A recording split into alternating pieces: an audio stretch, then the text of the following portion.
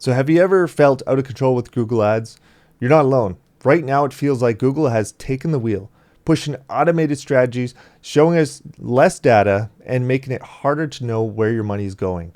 Most business owners do what feels right. They put the money into Google Ads like it's a slot machine, pull that handle, and hope for the best. And sometimes it works, but it's not consistent. You never know if you're going to win big or just burn through your cash.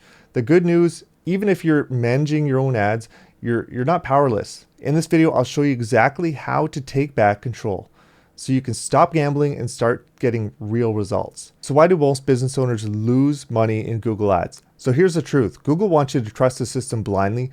While this can work, it's not consistent. They encourage broad match keywords, which can cause you to show up for irrelevant searches. They want you to select smart campaigns or performance max campaigns, which put a lot of control in Google's hands. But don't get me wrong, this can be a really powerful strategy if used properly. They also push you to set up auto-applied recommendations, which I find are always best to avoid.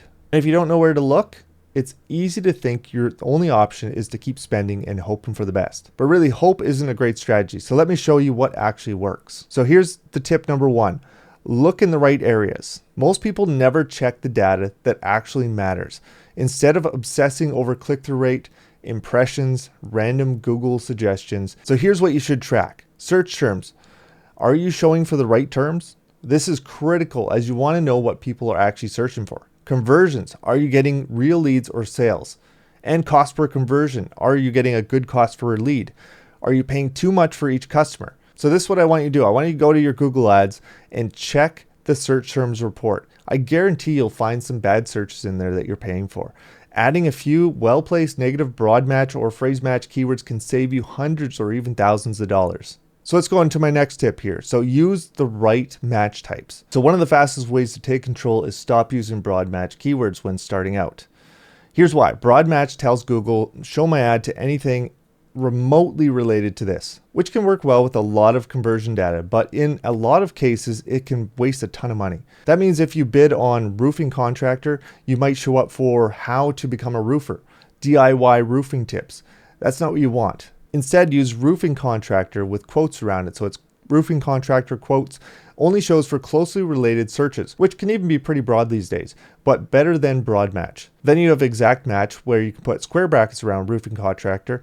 And despite it saying exact, it's actually going to show related terms, but it won't reach too far. So if you're just starting out, stick to phrase match and exact match only. This one change alone instantly improve your traffic quality. Once you have some data, start to test out broad match again. So the third tip I have for you is to set up your location settings properly. Here's a huge mistake I see all the time. A local business runs ads, but their settings aren't configured properly. Result, they're paying for clicks from outside their service area. And here's the setting. So you go into your campaign settings, find your location options, set it to presence, people in or regularly in your target location, and not just presence or interest. Why does this matter? If you leave Google's default setting, your ad might show for people that are far outside your service area, even outside your country, which could mean that they have no intention of using your service. Fixing this setting could really help tighten up your ad spend. So the fourth tip is about setting and forgetting your Google Ads. So most business owners treat Google Ads like a crock pot. They set it and forget it. Then a month later, they check and realize they've spent $1,000, more than $1,000 on useless clicks. Their ads are showing for irrelevant searches and they have zero conversions to show for it. Google Ads is not a one-time setup. It's an ongoing process.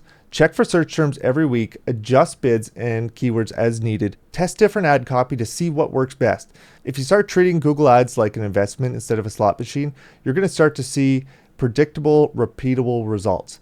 But be careful not to go completely the other direction, as changing things constantly is a recipe for disaster. You want to be looking for small improvements that you can make and not big changes. All right, so here's the biggest mistake that could kill your ads. If you only remember one thing from this video, let it be this: track your conversions. If you're not tracking your leads or sales, you have no idea if your ads are working. So here's what happens when you don't track. You keep running bad ads without knowing. You optimize for the wrong metrics. You can never move to automated bidding and have it actually perform for you. Tracking conversions is the most important part of a successful Google Ads campaign. But let's be honest, setting it up can be confusing and frustrating. That's exactly why you should watch this next video. It walks you through the basics of setting up call and form tracking in Google Ads so you can stop guessing and start tracking real customers. Click the video on the screen and learn the simple steps to tracking forms and phone calls in Google Ads.